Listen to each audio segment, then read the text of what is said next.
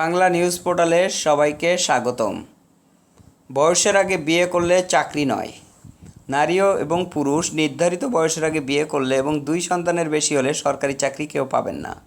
ভারতের আসাম রাজ্যের খসড়া জনসংখ্যা নীতিতে বলা হয়েছে এসব কথা। রোববার প্রকাশিত খসড়ায় বলা হয়েছে, এই সত্য মানলেই কেবল সরকারি চাকরি পাওয়া যাবে।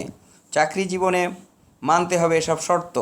তবে চাকরি জীবনে কেউ এসব শর্ত না মানলে তার চাকরি চলে যাবে কিনা তা অবশ্যই স্পষ্ট করে বলা হয়নি। হিন্দুস্তান টাইমসের খবরে বলা হয়েছে, রাজ্যের স্বাস্থ্যমন্ত্রী হেমন্ত বিশ্ব শর্মা রোববার জনসংখ্যা নীতির খসড়া প্রকাশ করেন। তিনি বলেন, রাজ্য শাসন ব্যবস্থা অংশ হিসাবে এ নীতি প্রস্তাব করা হয়েছে। বিয়ের জন্য ন্যূনতম যে বয়স নির্ধারণ করা হয়েছে তা মানা বাধ্যতামূলক, আর তা মানলেই কেবল সরকারি চাকরি এবং সরকারি পরিষেবা পাওয়া যাবে। তিনি জানিয়েছেন, ট্রাক্টর দেওয়া, ঘর দেওয়া বা অন্যান্য সরকারি কর্মসংস্থান প্রকল্পের ক্ষেত্রে 2 সন্তান নীতি কার্যকর হবে। মন্ত্রী আরও বলেন, বিশ্ববিদ্যালয় স্তর পর্যন্ত রাজ্যের ছাত্রীরা বিনা খরচে পড়ালেখার সুযোগ পাবেন। হেমন্ত বিশ্ব শর্মা বলেন, নারীদের 18, পুরুষের 21 বছর বয়স বিয়ের বয়স নির্ধারণ করা নিয়ে বিতর্ক হতে পারে।